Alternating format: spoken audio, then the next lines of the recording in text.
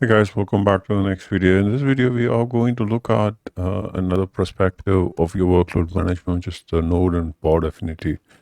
Now, in this video, we are going to work with firstly with the node affinity, and then we are going to relate it with the pod affinity. So I will be telling you or talking about how both node and pod affinity is different from one another.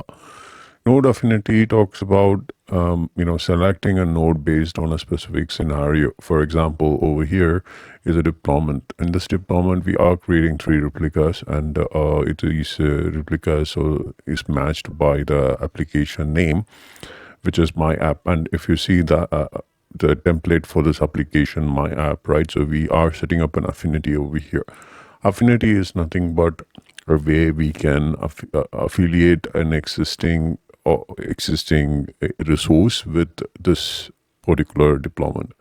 So to affiliate, we are using a syntax over here called node affinity, and under that we are using require during scheduling, ignore during execution.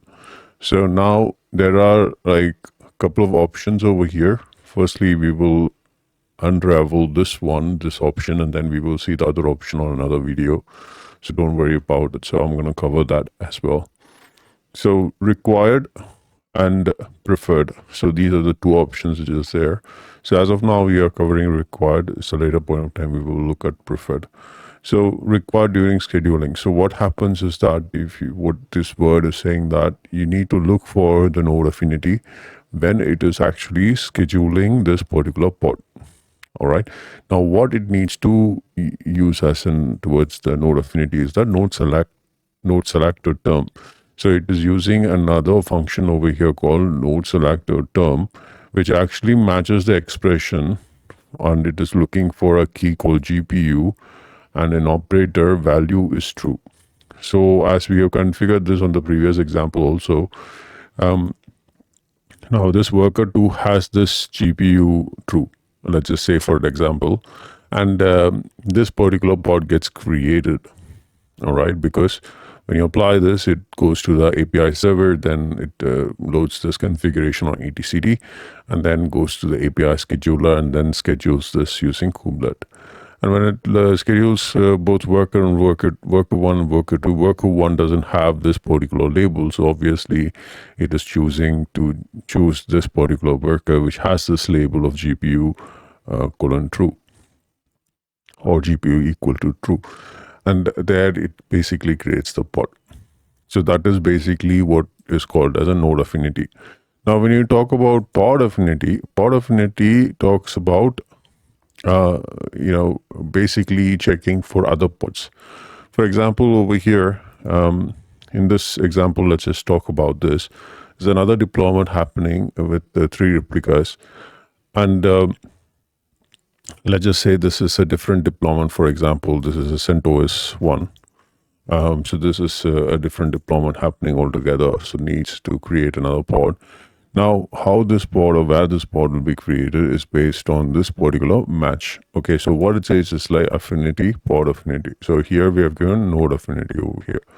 And we have given the similar option, which is required during scheduling, which means that you need to pass this during scheduling. So the other option is preferred. Preferred means like it is preferable, but required means it has to do it. Okay, so it has to look at this parameter while scheduling. Now, there's another function called over here called label selector. So this here, just like a node selector term, we have something called label selector over here, which again uses match expression here for key, app, and then my app. So what it is looking for is a pod name which has the application name as my application. So if you see that this particular pod has the label, so here we have given under template label app colon my app. So it looks for this, and it won't be scheduling this pod on the worker 1. Why it won't be scheduling? Because there is no pod created on worker 1 with the label of app my app. So what it will do, it will go to the worker 2 and schedule the pod there, because it sees that it has a pod with that particular name already existing on worker 2. So it would choose worker 2 rather than worker 1. So a pod affinity talks about how it's going to relate with the pod more than a node. Okay, a node affinity talks about how it's going to relate to the node rather than a pod. So this is what we are basically going to see on the hands-on session.